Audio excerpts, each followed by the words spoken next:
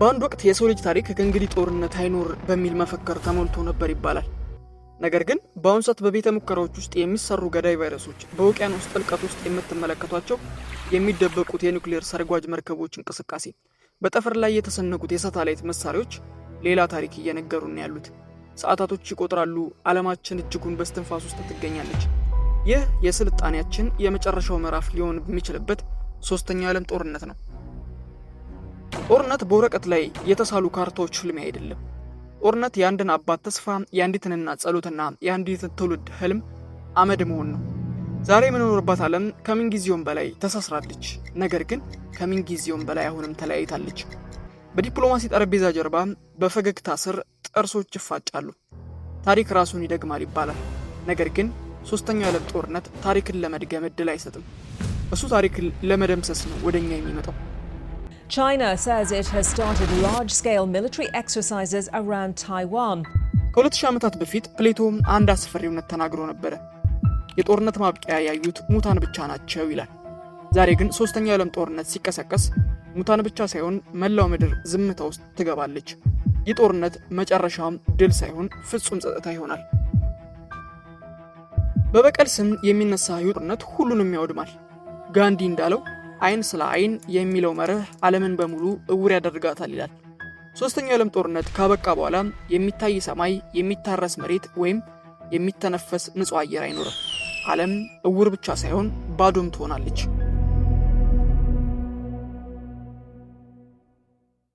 ሁሉም ነገር የሚጀምረው በአንድ ስህተት ነው። ምናልባት በደቡብ ቻይና ባህር ላይ በደረሰ ጥቃት፣ የመርከቦች ግጭት፣ እንደዚሁም በአሁኑ የጂኦፖለቲካ ትኩሳት። ይህ የባህር ዓለም የንግድ ደም ስር ብቻ ሳይሆን የአያላን ሀገራት የኩራት መለኪያ ስለሆነ There is only one China, Taiwan is part of China, and the government of the People's Republic of China is... ምናልባት በዚህ ሶስተኛው የዓለም ጦርነት ሊነሳ ይችላል ተብሎ ይታሰባል እና ሌሎችም ኢራን፣ ሆርሙዝ ሰርጥ፣ ሩሲያ፣ አሜሪካ፣ Hi Vladimir, how are we doing on the deal? It doesn't work that way. ሌሎችም ተብለዋል። አሁን ግን ከዚህም የከፋው ብዙዎች ከመናገር የተቆጠቡለት አንድ አስገራሚና አስፈሪ ነገር አለ። እርሱም ዓለም በጸጥታው ስትሆን ከእግራችን በታች በመቶዎች የሚቆጠሩ ሜትሮች ጥልቀት ላይ የማይተኛ ፍጡር አለ። ደም የሌለው፣ እስትንፋስ የሌለው፣ ስሜት የሌለው ጭምር ነው። ነገር ግን የቢሊዮኖችን ሕይወት የመወሰን ስልጣን ተሰጥቶታል። ስሙም ፓራሜትር ይባላል። ምዕራባውያን ግን ዘዴድ ሃንድ ወይም ደግሞ የበሰበሰው አልያም የሞተው እጅ እንደማለት ይጠሩታል። ይህ ማሽን የተፈጠረው ለአንድ ዓላማ ብቻ ነው። የሰው ልጅ መሪዎች በሙሉ ቢገደሉ፣ ሀገሪቱም አመድ ብትሆንና ትዕዛዝ የሚሰጥ ሰው ቢጠፋ እንኳን እርሱ በራሱ ጊዜም ዓለምን እንዲያጠፋ ትዕዛዝ የተሰጠው መሳሪያ ጭምር ነው። ይህ መሳሪያ እንደ ሚሳኤል አልያም እንደ ሌሎች ተራ መሳሪያዎች አይደለም። የራሱ የሆነ ታሪካዊ ገጽታና ክፍል እንዳለው ይነገርለታል።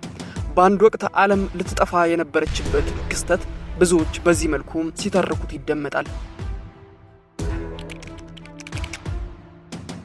ምናልባት በታሪክ ክፍተት ውስጥ ይህ የዓለም ፍጻሜ ሊሆን የሚችልበት ክስተት ተፈጥሮ ነበር። በአንድ ወቅት ይህ ማሽን የዓለም ስርዓት ሙሉ በሙሉ ሊቀየር በሚችል ሁኔታ የሚሳኤል ተኩሱን የመብረቅ መለየት እስኪያቅተው ሊተኩስ የነበረበት አጋጣሚ በታሪክ ይታወሳል። ቀኑ መስከረም 26 1983 ዓ.ም ነበር። እኩለ ሌሊት ላይ አልፏል ቀኑ። በሞስኮ አቅራቢያ በሚገኝ ምስጢራዊ የኒውክሌር መከታተያ ማዕከል ውስጥ ሌተናል ኮሎኔል ፔትሮቭ በስራ ላይ ነበር። ይህም የማሽኑ መጠሪያ ነው። ድንገት የማዕከሉ ቀይ መብራቶች መብራት ጀመሩ። የሳይረን ድምጾች ክፍሉን አውከውታል። የሶቪየት ከፍተኛ ቴክኖሎጂ የታጠቀው ኦክሎ የተባለ የሳተላይት ሲስተም አንድ አስደንጋጭ መረጃ አሳየ። አንድ የሚሳኤል ጥቃት ከአሜሪካ እንደተሰነዘረ ያሳያል። ከጥቂት ሰከንዶች በኋላ ሌላ፣ ከዚያም በኋላ ሌላ፣ በጥቅሉ 5 የኒውክሌር ሚሳኤሎች ወይም መሳሪያዎች ወደ ሞስኮ እየተምዘገዘጉ የመጡ እንደሆነ ኮምፒውተሩ ሪፖርት ማድረግ ጀመረ። በወቅቱ የነበረው ወታደራዊ ደንብ ግልጽ ነበር። ኮምፒውተሩ ጥቃት መኖሩን ካወቀ ፔትሮቭ ወዲያውኑ ለሶቪየት መሪዎች ሪፖርት ማድረግ ነበረበት። መሪዎቹ ደግሞ ያለምንም ማመንታት የዴድ ሃንድ ሲስተም በማንቃት በመቶዎች የሚቆጠሩ ሚሳኤሎችን ወደ አሜሪካ ይተኩሳሉ። የዓለም ፍጻሜ በ30 ደቂቃ ውስጥ እውን ይሆናል ማለት ነው። ፔትሮቭ ግን አንድ ነገር አስተዋለ። ማሽኑም 5 ሚሳኤሎች እያለ ሲጮህ የእርሱ አእምሮ ግን ጥርጣሬ ውስጥ ወደቀ። አሜሪካ ጦርነት ብትጀምር በ5 ሚሳኤል ብቻ ተተኩሳለች ብሎ ራሱን መጠየቅ ጀመረ። ማሽኑ ጥቃት ነው እያለ ሲያዘው፣ ፔትሮቭ ግን ይህ የኮምፒውተር ስህተት መሆኑን በውስጡ ማየት ጀመረ። ፔትሮቭ ለበላይ አካላቱ የሲስተም ብልሽት ነው ብሎ ሪፖርት አደረገ። ነገር ግን በውስጡ ትልቅ ጥርጣሬ ነበረው። እርግጥም ጥቃት ከሆነ ከጥቂት ደቂቃዎች በኋላ ሞስኮ አመድ ልትሆን ነው። ፔትሮቭ ያለምን ዕጣ ፋንታ በአንድ ግምት ላይ ያስቀምጦት ነበረ። ከ20 ደቂቃዎች በኋላ ምንም አልተፈጠረም። ፔትሮቭ ትክክል ነበር። በኋላ ላይ በተደረገው ምርመራ የሶቪየት ሳተላይት በከፍተኛ ሰማይ ላይ ወይም በሰማይ ውስጥ ያለው የፀሐይ ብርሃን ደመና ላይ ሲያንጸባርቅ አይቶ እንደ ሚሳኤል ፍንዳታ ተርጉሞት ነበር የተረዱት። ማሽኑ ተሳስቶ ቢሆን ኖሮ የዓለም ፍጻሜ በዚህ ይረጋገጥ ነበር። ምንም እንኳን ሳይንሳዊ ግርማ ሞገሱ የሚያስደንቅ ቢሆንም በውስጡ የያዘው አመክንዮ ግን እጅግ የሚረብሽ ነው። እኔ ከሌለው ዓለም መኖር የለባትም የሚል የጂኦፖለቲካ ቁማር ይጫወታል። ዛሬ ላይ ይህ ሲስተም በሰው ሰራሽ አስተውሎት AI ታግዘው ሲጀመር አንድ ትልቅ ጥያቄ እየተነሳበት ነው። ማሽኑ መብረቅና የቦምብ ፍንዳታን መለየት ቢያቀተውስ የሚል ጥያቄ ይነሳል። በአንድ ትንሽ የኮምፒውተር ስህተት ወይም ግሊች ምክንያት የሰው ልጅ ታሪክ የመጨረሻው ገጽ ላይ ቢደርስስ የሚል ጥያቄም በብዙዎች ፖለቲከኞችና ሳይንሳውያን ይጠየቃል። በዚህ ቪዲዮ ወደ ሩሲያው ጥልቅ ሚስጥራዊ ዋሻ እንወርዳለን። የዴድ ሃንድን ሲስተም ሳይንሳዊ አወቃቀር፣ የኮልድ ዋርን ፖለቲካ ሚስጥራዊነትና አሁን ያለንበትን የጂኦፖለቲካ ጥፋት ስጋት በጥልቀት የምንመረምርበት ምዕራፍ ነው። ፖለቲካችን የሚጀምረው ዓለም በሁለት ጎራ በተከፈለችበት ወቅት ነበረ። ትንፋሿን አጥብቃም በምትጠብቅበት የ1970ዎቹ መጨረሻ ላይ። በዚያ ዘመን ዋሽንግተንና ሞስኮ ውስጥ የሚገኙ መሪዎች የሚተኙት በአንድ እጃቸው የኒኩሌር ቦርሳቸውን ይዘው ነው ይባላል። የሶቪየት ህብረት ስትራቴጂስቶች አንድ የማያስፈራ ህልም ነበራቸው። አሜሪካ በድንገትና በፈጣን የሚሳኤል ጥቃት የሞስኮን አመራሮች በሙሉ በአንድ ሰከንድ ውስጥ ብታመክናቸውስ ብለው ጠየቁ። መሪ የሌለው ጦር፣ ትዕዛዝ የማይቀበል ሚሳኤል፣ ይህ ማለት ሶቪየት ህብረት ሳትበቀል ልትጠፋ እንደሆነ ገመቱ። ይህንን የሽንፈት ፍርሃት ለማሸነፍ 1985 ዓ.ም አንድ እጅግ ሚስጥራዊ ፕሮጀክት በይፋ ስራ ጀመረ። ፕሮጀክቱም ፓራሜትር ይባላል። የሶቪየት ሳይንቲስቶች መሪ የሚገደሉበት ሳይሆን መሪ የማያስፈልገው ሲስተም ለመገንባት የታቀደበት ነው። ሰውን ከመተማመኛ መስመር ውስጥ አውጥተው ውሳኔውን ለብረትና ለኤሌክትሮኒክስ ሰርኪቶች ሰጡ። ይህ ሲስተም በምዕራባውያን ዘንድ ዴድ ሃንድ የሚል መጠሪያ ተሰጠው። ስያሜውም እንዲሁ የመጣ አይደለም። እንደ በሰበሰ እጅ ከመቃብር ወጥቶ የጠላትን ጉሮሮ እንደምትይዝ በቃል ቀለበታቸው አሊያም ደግሞ በሳይንሳዊ ጥናታቸው አረጋገጡ። ፓራሜትር የሶቪየት የመጨረሻ የሬሳ ሳጥን መቆለፊያ ለመሆን በቃ። የሚገርመው ግን ዓለም ይህንን ሲስተም መኖሩን እንኳን ያወቀችው ከዓመታት በኋላ ነበረ። ሶቪየት ይህንን ያደረጉት ሰላምን ፍለጋ ሳይሆን ብትመቱን እንኳን አብረን እንጠፋለን የሚል የጥፋት ዋስትናን ለማረጋገጥ ነው። ታሪክ በዚያ ያበቃም በፍጹም። ጦርነት ቢቆምም የበሰበሰችው እጅ ገናም አልረገፈችም። የዴድ ሃንድ ሲስተም ዝም ብሎ የተከመረ ብረት እንዳልሆነ ይነገርለታል።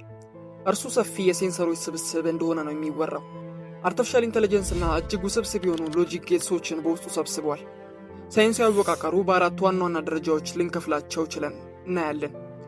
ደረጃ 1 ላይ የሚገኘው ዘላለማዊ ንቃት የሚባለው ወይም ደግሞ ዘ ሴንሰር ኔትወርክ የሚባለው ነው። የሲስተሙ የመጀመሪያ ንብብር ነው። በመላው ሩሲያ የተዘረጉ በሺዎች የሚቆጠሩ ሴንሰሮች ናቸው። እነዚህ በሩሲያ ምድር ተደብቀው ያሉ አሊያም በሩሲያ ምድር ውስጥ ተደብቀው የሚገኙ ሴንሰሮች።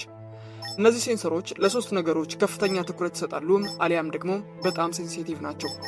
ለመጀመሪያው ለሴስሚክ ዌቭ ነው። የመሬት መንቀጥቀጥ የሚለኩ መሳሪያዎች ናቸው። ዓላማቸው የኒኩሌር ፍንዳታ የሚፈጥረው ልዩ ንዝረት ከተፈጥሯዊ የመሬት መንቀጥቀጥ ለይቶ ማወቅና ሪፖርት ማቅረብ ነው። ሁለተኛው ራዲዬሽን ሌቭልን የሚለኩ ናቸው። በከባቢ አየር ውስጥ ያለውን የጋማ ጨረር መጠን በሰከንዶች ውስጥ የመለካትና ሪፖርት የማድረግ ብቃት ያላቸው ናቸው እነዚህ ሴንሰሮች። ሶስተኛው ስራቸው አትሞስፌሪክ ፕሬሸርን መለካት ነው። የፍንዳታ ሞገድ የሚባለው ወይም ደግሞ ሾክ ዌቭን የሚፈጥረውን የድንገተኛ የአየር ግፊት ለውጥ ይከታተላሉ አሊያም ደግሞ ይለካሉ። ማሽኑ ጥቃት መኖሩን ብቻ አይደለም የሚመለከተው፣ አውድ ወይም ደግሞ በተለምዶ ኮንቴክስት የሚባለውን ነገር ይፈልጋል ወይም ደግሞ ያጤናል። ሲስተሙ በራሱ እንዲነሳ 3 ቁልፍ ጥያቄዎች ወይም ደግሞ ሎጂክ ጌትሶችን በቅደም ተከተል ማለፍ ይኖርበታል። የመጀመሪያውና አንደኛው ፓራሜትር ሲስተሙ እንዲነቃ ትዕዛዝ ተሰጥቶኛል ወይ የሚል ነገር ያጤናል። ይህም የሚሆነው ቀውሱ ሲፈጠር በመሪዎቹ ሪፖርት ተደርጎ ለዚህ ማሽን እንዲተኩስ ሪፖርት ከተደረገ እዚህ ጋር የመጀመሪያውን ስቴጅ ያልፋል። ሁለተኛው ስቴጅ ላይ ስንመጣ በሀገሪቱ ምድር ላይ የኒኩሌር ፍንዳታ ተከስቷል ወይ የሚለውን ነገር ያጤናል። ሴንሰሮቹ አዎ ካሉ ወደ መጨረሻው ጥያቄ ይሸጋገራል። ሶስተኛውና ዋነኛው ጥያቄ የቀጥታ ግንኙነት ወይም ደግሞ ሆትላይን መስመሮች ተቋርጠዋል ወይ የሚል ጥያቄ ይጠይቃል። ማሽኑ ከጀነራሎቹ አሊያም ከዋናው ፕሬዝዳንት ጋር መገናኘት ካልቻለ አሁን መሪዎቹ ጠፍተዋል አሊያም ሞተዋል የሚል መደምደሚያና ትርጓሜ ማሽኑ ይረዳል። ውሳኔው ከተወሰነ በኋላ ማሽኑ በቀጥታ የኒውክሌር ሚሳኤሎችን አይተኩስም። ይልቁንም 15P011 የተባሉ የትዕዛዝ ሚሳኤል ወደ ሰማይ ይተኩሳሉ። ይህ ሚሳኤል በጦር ግንባር ላይ እንደሚጮህ መለከት ነው። በሰማይ ላይ እየበረረ እጅግ ኃይለኛ የሆኑ የሬዲዮ ሞገዶችን በመላው ሩሲያ ወደሚገኙ የመሬት ውስጥ የኒውክሌር መከዘኛ ወይም ደግሞ ሴልስ ውስጥ ይለካሉ። እነዚህ ሞገዶች የሰው ልጅ ጥቃት ጣልቃ ገብነት አይፈልጉም። የተቆለፉትን የሚሳኤል በሮች በራሳቸው እንዲከፈቱ ማድረግ የሚያስችሉ ትልቅ ትዕዛዝ የሚሰጥ ተኩስ ነው። በዚህ የመጨረሻ ደረጃ ማሽኑ የሰው ልጅ ከመተማመኛ መስመር ወይም ደግሞ ሂውማን ኢንተርሎፕ ሙሉ በሙሉ ያወጣዋል። ሚሳኤሎቹ በራሳቸው እንዲነሱ ይደረጋሉ። ኢላማቸውን በራሳቸው ይመታሉ አሊያም ደግሞ ይመርጣሉ። ይህም ፌልድ ኤርሊ ይባላል። ሲስተሙ ስህተት ቢሰራ እንኳን የሚቆጣጠረውና የሚያረመው የሰው ልጅ እዚህ ጋር የለም። ማሽኑ አይሳሳትም ብለን እናምናለን። ነገር ግን በኒውክሌር ፖለቲካ ውስጥ ስህተት ማለት የአንድን ሰው ሞት አሳልፎ መስጠት አሊያም የአንድ ሰው መሞት ሳይሆን የስልጣኔ ሙሉ በሙሉ ማክተሚያ እንደሆነ ይነገራል። የዴድ ሃንድ ትልቁ ድክመት ያለው እዚህ ጋር ነው። እንግዲህ ማሽኑ ዓለምን ከሁለተኛው ጦርነትን ከመሰለ የተፈጥሮ አደጋ መለየት ችሏል ወይ የሚል ጥያቄ አሁንም ድረስ ይነሳል። ምናልባት ሩሲያውያኑ የተማመኑበት አንድ ነገር ይኖራል። ሳይንሳዊ በሆነ መንገድ የኒውክሌር ፍንዳታ የሚፈጥረው ሲስሚክ ሲግናል ወይም ደግሞ የንዝረት ምልክት እጅግ ልዩ እንደሆነ ይተማመናሉ። ነገር ግን እጅግ ኃይለኛ የሆነ የመሬት መንቀጥቀጥ ወይም ደግሞ በትልቅ ፍጥነት ወደ ምድር የሚምዘገዘግ የተፈጥሮ አካል ተመሳሳይ ንዝረት ሊፈጠር እንደሚችልም ሊረጋገጥና በሳይንሱ ልንመለከተው ይገባል። ማሽኑ ይህንን እንደ ጥቃት ቢተረጉመውስ? አጸፋው የሚጀምረው ያለ ጠላት በሚደረግ ተኩስ ነው። አሁን ባለንበት ዘመን ሩሲያ ይህንን ሲስተም በኤአይ ወይም ሰው ሰራሽ አስተውሎት ታግዛ እያዳበረችውና እያሳደገችው ትገኛለች። ነገር ግን ይህ ኤአይ የራሱ የሆነ ችግሮች በውስጡ ይገኛል። ለምሳሌ እንደ ዲፕ ለርኒንግ የተባሉ የቴክኖሎጂ ዘርፍ ማሽኑ ውሳኔ ላይ እንዲደርስ ያደርጉታል ተብሎ ይታመናል። ነገር ግን ለምን ያንን ውሳኔ እንደወሰነ ፈጣሪዎቹ እንኳን ላያውቁ ይችላሉ። ሲስተሙ በሺዎች የሚቆጠሩ መረጃዎችን ሲያቀናጅ እኛም ያላየነውን ስጋት አይቻለሁ ብሎ በራሱ ጊዜ እርምጃ ቢወስድስ? የሰው ልጅ ተሳስተሃል ብሎ የሚያቆመው በሰከንዶች ውስጥ አይኖርም። ሌላው ስውር ስጋት ሃኪንግ ነው። አንድ የተራቀቀ የጠላት ቫይረስ ወደ ዴድ ሃንድ ሲስተም ውስጥ ዘልቆ በመግባት ሴንሰሮቹን የውሸት መረጃ ወይም ደግሞ ፌክ ዳታ እንዲያነቡ ቢያደርጋቸውስ? ማሽኑም የራዲዬሽን መጠኑን ጨምሯል ብሎ እንዲያምን ከተደረገ ጦርነቱ የሚጀመረው በኮምፒውተር እንጂ ጀነራሎች በሚነኩት ቁልፍ አይደለም። በታሪክ ውስጥ ዓለምን የታደጓት እንደ ስታንሲቭ ያሉ በተለይም ቀድሞ እንደተመለከትነው ፔትሮቭ ያሉ የማይሆን ነው ብለው ማሰብ የሚችሉ ሰዎች ናቸው። ዴድ ሃንድ ውስጥ ግን ሰው የለም። እዚያ ያለው አልጎሪዝም ብቻ ነው። አልጎሪዝም ደግሞ ምህረትን እንደማያውቅ ይነገራል። ስህተትንም አያረምም። በአሁኑ ሰዓት በሩሲያና በምዕራባውያን መካከል ያለው ውጥረት በጨመረበት ጊዜ የዴድ ሃንድ አስፈላጊነት ለክሬምሊን እየጨመረ እየተገኘ እንደሚገኝ በጂኦፖለቲክሱ ይነገራል።